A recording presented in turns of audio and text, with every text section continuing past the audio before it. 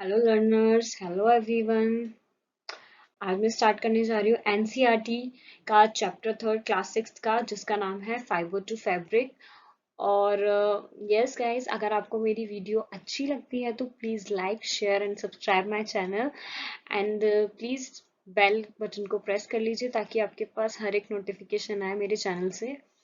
तो हम स्टार्ट करते हैं चैप्टर फाइबर टू फैब्रिक। जैसे कि आपको नेम से पता चल रहा है, इसमें हम फाइबर्स के बारे में पढ़ेंगे और फैब्रिक के बारे में। तो इसका मीनिंग क्या होता है, सबसे पहले ये जान लीजिए, क्योंकि ये जानना बहुत जरूरी है। फाइबर फाइबर यानी कि धागा।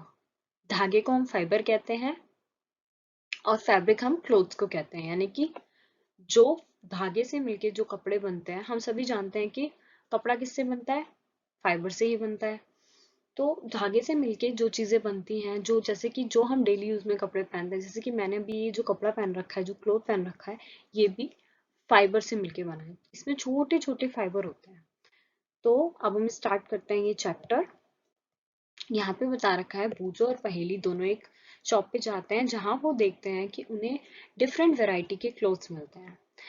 और जैसे कि टेबल क्लॉथ्स, कर्टेन्स मिलते हैं उन्हें, पर्दे मिलते हैं, टॉवल्स उन्हें, तौलिए मिलते हैं, डस्टर्स मिलते हैं, बैग मिलते हैं, स्कूल बैग्स, गनी बैग्स भी मिलते हैं, जो क्या होते हैं, डिफरेंट टाइप के फैब्रिक से यानी कि कपड़े से मिलके बने होते हैं, जिनका टेक्सचर भी डिफरेंट होता है। एंड कुछ कॉटन के होते हैं, कुछ वूल के होते हैं, कुछ सिल्क के होते हैं, कुछ सिंथेटिक होते हैं। ठीक है। तो हम कैसे उन्हें आइडेंटिफाई करेंगे, हम कैसे उन्हें पहचानेंगे? तो इसी के लिए नीचे हमें एक्टिविटी दे रखी है। अगर हम किसी टेलर की शॉप पे जाते हैं या कहीं भी जाते हैं किसी शॉप पे कपड़े की, तो हम वहां से एक एक तरह के हर एक फैब्रिक का एक एक टुकड़ा लेंगे और हम उन्हें लेबल करेंगे कि वो किसका है। जैसे कि क्या पता वो सिल्क हो, क्या पता वो वूल हो सकता है वो सिंथेटिक कपड़ा हो, पॉलिस्टर हो, तो कुछ भी हो सकता है। नेक्स्ट चीज जो हमें यहाँ दी गई है वो है एक्टिविटी टू। एक्टिविटी टू में हमें कहा गया है, select a piece of cotton fabric you labelled in activity one. हमें एक कोई भी कॉटन का पीस सेलेक्ट करना है जो कि हमने एक्टिविटी वन में लेबल किया हो, और try to find a loose thread और yarn at one of the edges and pull it out.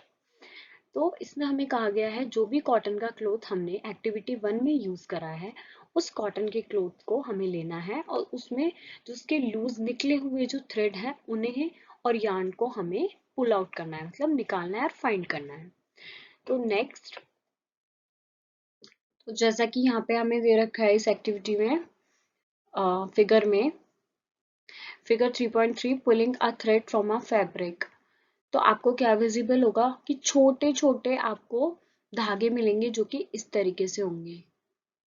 आप कभी भी देखेंगे क्लोथ में कि वो छोटे छोटे धागे, छोटे छोटे थ्रेड होते हैं उसमें। कभी भी आपने अगर देखा होगा कि जब भी हम कोई कपड़ा, हम उसके धागे निकालने की कोशिश करते हैं तो बहुत बारीक धागे निकलते हैं। तो यहाँ पे वही कहा गया है कि वो अरेंज होते हैं, ऑर्डरली अरेंज होते हैं वो एक साथ, जिन्हें हम क्या कहते हैं, यार्न। यार्न कहते हैं। यार्न से मिलकर ही वो बनते हैं। ठीक है। इसके बाद एक्टिविटी थर्ड हमें बताई हुई है, take out a yarn from a piece of fabric. Place this piece of yarn on the table. Now press one end of the yarn with your thumb.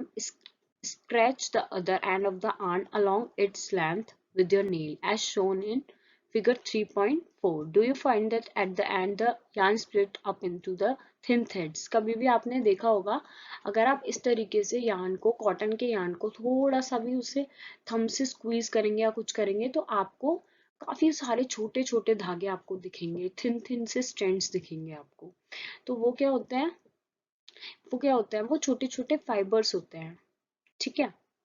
अब यहाँ पे कुछ और चीजें बताई गई हुई हैं, जैसे कि you might have observed something similar when you try a thread or needle many times. अब यहाँ पे क्या बात हो रही है, यहाँ पे ये बात हो रही है कि जब भी आप कभी किसी भी थ्रेड को निडल के अंदर डालते हैं तो लास्ट में हम देखते हैं कई बार कुछ ऐसे छोटे छोटे से थ्रेड होते हैं निडल में, जो छोटे छोटे स्ट्रैंड्स होते हैं जो रह जाते हैं, जिसकी वजह से it makes difficult to pass the thread into the eye of the needle. जिसकी वजह से वो निडल के होल में नहीं जा पाते हैं। इनको हम क्या कहते हैं, वो जो थिन स्ट्रैंड्स होता है उन्हें हम फाइबर्स कहते हैं, ठीक है, जिनकी वजह से हम सुई में धागा कई बार नहीं डाल पाते हैं। इसके बाद हम बात करते हैं fibres are made up of yarns and yarns are further made up of fibres. तो सबसे पहले धागा बनता है, धागे के बाद क्या होता है, धागे के बाद हमारा यार्न बनता है, यार्न यानी ऊन।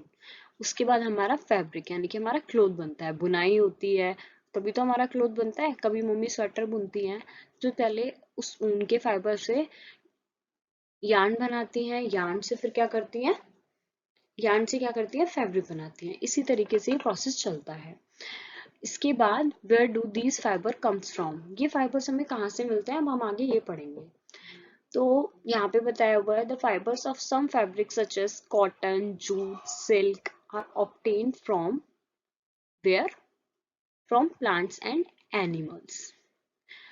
कुछ फाइबर्स जिनके नाम है कॉटन, जूट, सिल्क, वूल, ये सारी टाइप के फाइबर्स हमें मिलते हैं नेचुरली, किससे, एनिमल्स और प्लांट से। इन्हें हम कहते हैं natural fibres.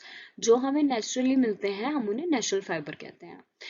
Cotton and jute are the example of fibre obtain from plants.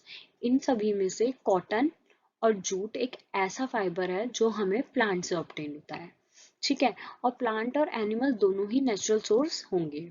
इसके बाद हमें बता रखा है wool and silk are fibers are obtained from animals. Wool is obtained from the fleece of sheep or goat. तो जो वूल होता है वो हमें कहाँ से मिलता है, शिप और गोट के फेदर से, फ्लीस से, ओके। कहते हैं ना शीप हमें वूल देती है, उसकी खाल से हमें मिलता है, ऊपर उसकी जो वूल होता है उसे निकालते हैं तब हमें वूलन क्लोथ्स हमें हमारे बनते हैं, उसी तरीके से। It is also obtained from the hair of rabbit, yak, camels. Silk fiber is drawn from the cocoon of silkworm.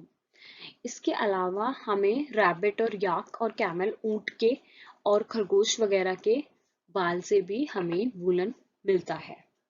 इसके अलावा सिल्क के बारे में बात करी है यहाँ पे। सिल्क हमें कहाँ से मिलता है, सिल्क वॉर्म से, सिल्क वॉर्म के कुकून से।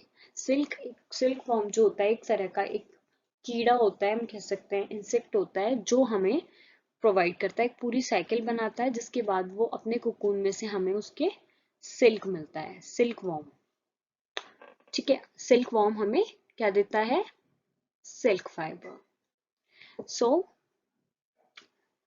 for thousands of years natural fibers were only ones available for making fabric. In last 100 years or so fibers are also made from chemicals. हजारों साल पहले से और हजारों साल पहले भी और अब तक भी हमें नेचुरली ही सारे फाइबर्स मिलते थे, लेकिन अब कुछ सालों से, कुछ 100 years एगो से हमारे को क्या मिलने लगे हैं, फाइबर्स केमिकली भी, जिन्हें हम कहते हैं आर्टिफिशियल या मैन मेड। तो इसके बारे में हम अब आगे पढ़ेंगे। तो मेनली यहाँ पे बताया गया है substances which are not obtained by plant or from animal sources, these are called synthetic fibres. जो ऐसे फाइबर्स हैं जो हमें प्लांट से और एनिमल से नहीं मिलते हैं, जिनका सोर्स नहीं होता है प्लांट और एनिमल, वो क्या होते हैं, सिंथेटिक फाइबर्स, और हम इन्हें मैन मेड भी बोल देते हैं। इनके कुछ एग्जाम्पल यहाँ पे दिए गए हैं, जैसा कि है पॉलिएस्टर, नायलॉन, एक्रेलिक।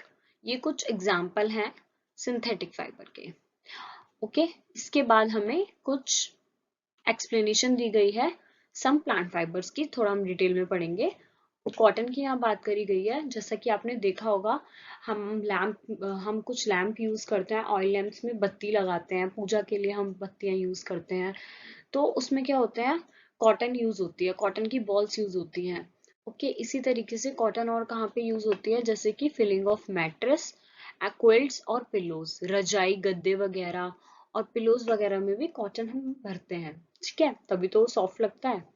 इसके बाद हमने ये ऑब्जर्व किया था कि ऑलरेडी की जो कॉटन होती है, इसके जो थ्रेड होता है उसके एंड में क्या होता है, छोटे छोटे थिन स्ट्रैंड्स होते हैं, जिसकी वजह से काफी डिफिकल्टी होती है हमें थ्रेड को निडल में डालने के लिए। इसके बाद हमें बताया गया है कि कॉटन मेनली कहाँ पे ग्रो होती है।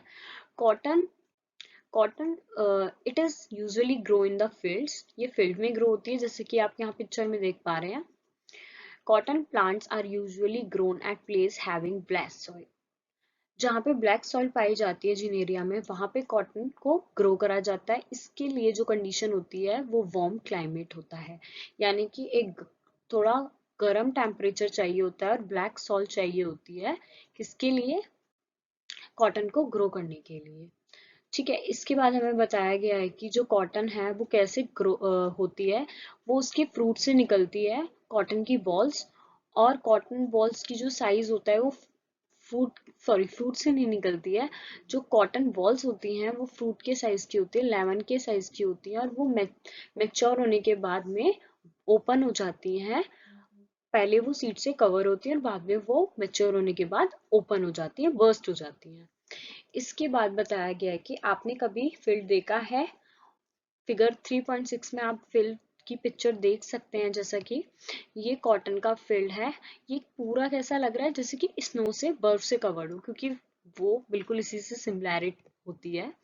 तो यहाँ पे यही चीजें बता रखी है। इसके बाद बता रखा है कि कॉटन को हैंड से पिक करते हैं और उसे सेपरेट करते हैं, जिस प्रोसेस को कहते हैं गिनिंग ऑफ कॉटन, जैसा कि यहाँ पे दे रखा है। separated from the seed by the combing, this process is called ginning of cotton। Comb के थ्रू इस तरह से, ये देखिए गिनिंग ऑफ कॉटन, ये आदमी क्या कर रहा है, कॉटन बॉल्स को सीड से अलग कर रहा है। तो ये लोग करते हैं, इसी तरीके से हमें कॉटन मिलता है। आजकल ये सब मशीन से होता है तो देखने नहीं मिलता है इतना। इसके बाद बात करते हैं जूट का। जूट, जूट भी हमारा प्लांट से पाए जाने वाला एक फाइबर है। Jute fibre is obtain from the stem of jute plant, ये हमें स्टेम से मिलता है जूट प्लांट की। ओके, और इसके लिए भी कुछ सुटेबल कंडीशंस बताई गई हैं, जैसे कि कॉटन के लिए बताया गया था कि वो गर्म क्लाइमेट में पाया जाता है और उसके लिए ब्लैक सॉइल रिक्वायर्ड होती है। इसी तरीके से जूट को कल्टीवेट करने के लिए कौन सा सीजन चाहिए होता है, रेनी सीजन।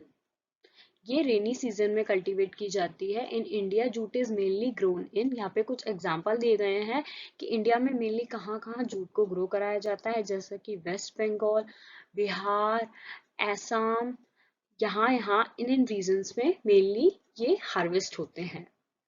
तो ये कुछ एग्जाम्पल दिए हुए हैं गाइज, ये आपको याद होने चाहिए। इसके बाद ये बता रखा है कि ये फ्लावरिंग स्टेज पे, जैसा कि यहाँ पे आप देख रहे हैं, it is at flowering stage, the stems of harvested plants are immersed in water for few days, the stem and root and fibers are separated by the hands। जिस तरीके से यहाँ पे हमने इसको सीड से अलग किया था, इसी तरीके से इसको हम रूट से अलग, स्टेम से अलग करते हैं हैंड्स के थ्रू, और इसके फाइबर्स, रूट जूट के फाइबर्स को करते हैं। इसका मेन एग्जांपल जूट हमारा कहाँ कहाँ यूज होता है, जैसे कि बोरियों बनाने में, रस्सियां बनाने में हमारा यूज होता है। रस्सी की जो खाट होती है वो भी जूट से ही बनी होती है। कारपेट्स भी हमारे इसके बने हुए होते हैं। तो यहाँ पे ये खत्म होता है। नेक्स्ट है,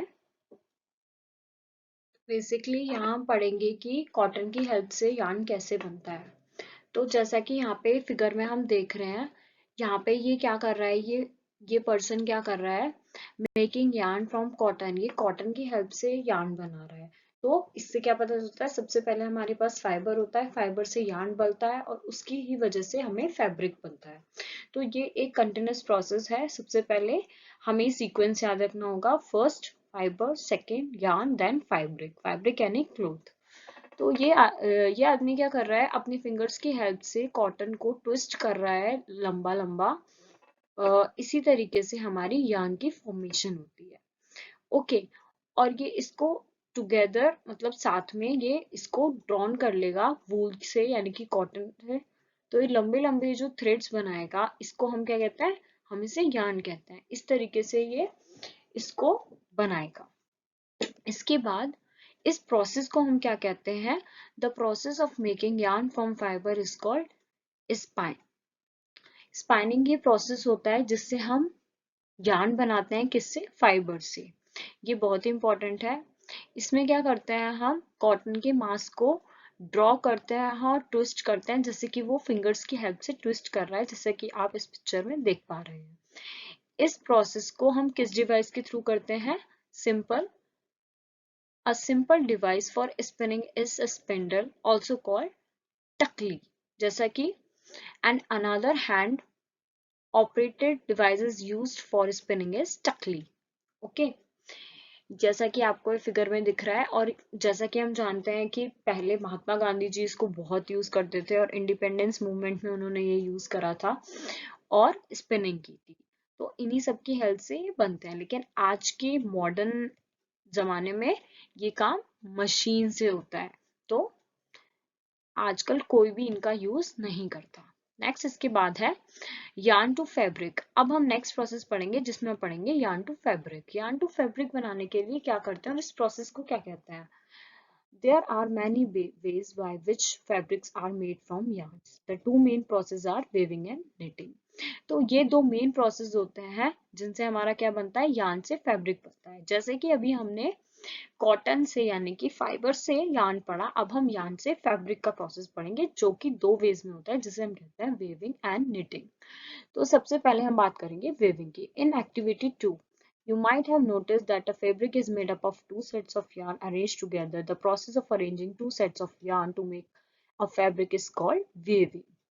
इसी तरीके से दो सेट्स मतलब दो धागों को, दो yarns को अरेंज करना, two sets of yarns together to make a fabric is called weaving. इनको, दो धागों को एक साथ वेव करना क्या कहलाता है? वेविंग। इसको हम ट्राई कर सकते हैं पेपर से, पेपर की स्ट्रिप से। इसके लिए हम दो कलर के पेपर भी ले सकते हैं, आगे आपको दिखाया भी गया होगा। तो इसमें हम क्या कर सकते हैं? दो इक्वल शीट्स ले सकते हैं डिफरेंट कलर के, और हम उनकी हेल्प से एक स्क्वायर शीट पे इसको ड्रॉ करेंगे। तो यहाँ पे हमें वेविंग के बारे में बता रखा है, कुछ हमें पिक्चर्स भी दिखाए हुए हैं जैसा कि आप देख रहे हो यहाँ पे। Making yarn from the cotton, weaving the with the paper strip. तो वेविंग में क्या होता है? हम दो शीट यहाँ पे यूज कर रहे हैं और इसी तरीके से हम इससे एक फैब्रिक बना रहे हैं, एक मैट टाइप स्ट्रक्चर हमारा फॉर्म हो रहा है। तो वेविंग में क्या होता है? बेसिकली वेविंग में हम टू टाइप के यार्न यूज करते हैं, ठीक है। टू टाइप के यार्न से हमारा फैब्रिक बनता है, जैसे कि यहाँ पे ये बना हुआ है फिगर में, फिगर 3.9 में। इसके बाद हमें एक चीज याद रखनी है, पेपर स्ट्रिप तो काफी थिन होती है, लेकिन यार्न जो होता है वो बहुत ही पतला होता है। नेक्स्ट, ये कैसे होता है, ये और भी कैसे यूज कर सकते हैं हम? Weaving of the yarns are much thinner than our paper strip, जैसा कि मैंने अभी आपको बताया। Of course weaving of fibre is done on the looms. Looms यानी कि ये लूम्स, ये होता है जैसे कि ये मशीन टाइप होता है, ये भी वेविंग के लिए काम होती है। आजकल तो ये ऑटोमेटिक लूम्स भी स्टार्ट हो गए हैं, पहले जमाने में लोग हैंडमेड लूम्स पे ये करा करते थे, ठीक है। The looms are either hand operated और पावर ऑपरेटेड, जैसा कि मैंने अभी आपको बताया। इसके बाद जो सेकंड प्रोसेस होता है वो है निटिंग। निटिंग एक दूसरा प्रोसेस होता है, जैसे कि making sweaters, making socks from a single yarn. लेकिन इन दोनों में अब डिफरेंस क्या है? जब वेविंग हम करेंगे तो वेविंग में हम क्या करेंगे? दो टाइप के यार्न यूज करेंगे, लेकिन निटिंग में क्या करेंगे? हम निटिंग में हम हमेशा एक सिंगल यार्न यूज करेंगे, ठीक है। तो हमेशा हम सिंगल यार्न से ही पूरा फैब्रिक बनाएंगे, ये इन दोनों में एक मेन डिफरेंस है। तो यहाँ पे ये चीज खत्म होती है। नेक्स्ट चीजें अब हम पढ़ेंगे। तो अभी मैंने आपको बताया दोनों process, weaving and knitting, they both are use for making different type of fabric in different type of clothes, and these fabric are used for the variety of clothing items, okay। और ये हम किसी भी तरह के fabrics के साथ हम कर सकते हैं, whether it is cotton, whether it is wool, okay। So next one is 3.6 history of clothing material. Now we are coming to this topic, that is history of clothing material. जैसा कि हम सब जानते हैं, पहले के टाइम पे, ancient time पे हमारे जो एंसेस्टर थे वो इतना नहीं, तब इतना कुछ नहीं था। तो वो क्या करते थे, बिग लीव्स, बार्क और किससे, ट्रीज, एनिमल्स स्किन और फर से अपने आप को कवर करते थे। ये सब एंशियंट टाइम्स की बात है, क्योंकि हम इसमें हिस्ट्री पढ़ रहे हैं तो ऑब्वियसली। तो इसी के बाद जैसा जैसा फिर टाइम बीतता गया, लोग क्या करने लग गए, पत्तियों से बास्केट्स बनाने लग गए, और कैसे कैसे एनिमल्स के हेयर्स वगैरह को ट्विस्ट करके साथ में एक लॉन्ग लॉन्ग धागे की फॉर्म में बनाने लगे, और उसी से वो क्या वेव करने लग गए, फैब्रिक को बनाने लगे, अपने पहनने के लिए कपड़े बनाने लग गए पहले के लोग। जैसे जैसे इवोल्यूशन हुआ, the early Indians wore fabric made out of cotton that grow in the region near the river Ganga. पहले के जो लोग होते थे इंडियंस, वो क्या करते थे, कॉटन से बनकर जो कपड़े बनते थे वो बना पहनते थे, जो कि उन्हें कौन से रीजन में वो मिलते थे, उनकी जो कॉटन होती थी वो कौन से रीजन में ग्रो कराते थे, गंगा रिवर के नियर। ठीक है। फ्लैक्स एक प्लांट है जो हमें क्या प्रोवाइड करता है, नेचुरल फाइबर्स, फ्लैक्स याद रखना। और एंशियंट टाइम में जो हमारा फ्लैक्स होता है वो नाइल रिवर के पास कल्टीवेट करा जाता था, मतलब उगाया जाता था। उसकी जो ग्रोइंग जो होती थी, ग्रोथ जो होती थी, वो नाइल रिवर के पास होता हुआ करती थी। जैसा कि आप सभी जानते हो, उस जमाने में ज्यादातर लोग स्टिचिंग वगैरह नहीं जानते थे, निडल वगैरह नहीं थी। इस फिर धीरे धीरे इन्वेंशन हुए, धीरे धीरे चीजें हुई, लोग फिर करना सीखे। इसी तरीके से फिर काफी वेरिएशन आने लग गई, साड़ी बनी, धोती बनी, लुंगी बनी। इस तरीके से लोगों ने वेरिएशन किया और काफी चीजें अब इवॉल्व हुई एक चीज से। तो ये सारी चीजें यहाँ पर हैं। यहाँ पर हमारा चैप्टर खत्म हो जाता है। इस चैप्टर में हमने काफी चीजें पढ़ी, जैसे कि फाइबर क्या होता है, फैब्रिक क्या होता है, कैसे क्लोथ बनता है, क्या क्या प्रोसेस होते हैं और कहाँ से हमें मिलते हैं, एंड अबाउट नेचुरल और सिंथेटिक फाइबर, उनके एग्जाम्पल, ये सारी चीजें हमने कवर करी है। अब जल्दी से हम इसके एक्सरसाइज पे ध्यान देते हैं। इसमें क्लासिफाई करना है फर्स्ट क्वेश्चन में हमें सिंथेटिक और नेचुरल फाइबर में। तो हमें यहाँ बताना है, तो जैसा कि मैंने आपको पहले ही बताया था, वूल, cotton, silk and jute, these are the natural fiber which we gain from the plant and animals, and rest of them are from belongs from synthetic fibers. So the next question is true and false, one by one हम इनको explain करेंगे। yarn is made from fibers, yes, yarn fiber से मिलके बना होता है। Next is spinning is the process of making fiber, no, this is false. Next is jute is outer covering of coconut. No, jute is not a outer covering of coconut. Jute हमें मिलता है plant से. The process of removing seed from the cotton is called a ginning. This is true. Next is E. Weaving of yarn make a piece of fabric. This is true. Weaving की process से ही हम yarn बनाते हैं और उसी से fabric बनता है. Silk fiber is obtained from the stem of a plant. No, silkworm से हमें हमेशा मिलता है. Polyester is a natural fiber. No, polyester is not a natural fiber because it is a man-made, or it is a, we can also say that it is a synthetic fiber. So next one is third question, fill in the blanks. इसमें हमें first दे रखा है plant fibers are obtained from, कहाँ कहाँ से हमें plant fibers मिलते हैं, जैसा कि हमें cotton plant से मिलते हैं and jute plant से मिलते हैं. Next is animal fibers are obtained from silkworm, और किससे मिलते हैं, शीप से हमें वूल मिलती है, तो हम शीप भी बोल सकते हैं. Next is from which part of plant cotton and jute are obtained. तो जैसा कि मैंने आपको बताया था, जूट जो होती है वो स्टेम से मिलती है प्लांट के, और कॉटन जो होती है वो सीड से मिलती है, सीड से. Next is name two item that are made from the coconut fibre. Rope, okay, and bags वगैरह कोकोनट फाइबर से मिलके बनते हैं. Explain the process of yarn from fibres. So यहाँ पे हमें प्रोसेस बताना है कि yarns को हम कैसे बनाते हैं. तो इसमें हम पूरा प्रोसेस एक्सप्लेन करेंगे, यार्न को कैसे ट्विस्ट करके, जैसे जो छोटे छोटे धागे होते हैं उनकी हेल्प से हमें ट्विस्ट करके उनको फाइबर बनाते हैं, और इस प्रोसेस को क्या कहते हैं, स्पैनिंग कहते हैं. तो ये पूरा हम एक्सप्लेन कर देंगे इसी तरीके से. तो आपका चैप्टर यहाँ पे खत्म होता है. अगर आपको मेरी वीडियो पसंद आती है तो please like, share and subscribe my channel. और नेक्स्ट वीडियो का वेट करिए, और हाँ, बेल बटन को प्रेस करना ना भूलिएगा, बिकॉज उससे आपको मेरी सारी नोटिफिकेशन मिलेंगी। एंड प्लीज़ आप कमेंट सेक्शन में मेरे को बताइए मेरी वीडियो आपको कैसे लगी और ये आपके लिए कितनी यूजफुल रही। Thank you guys.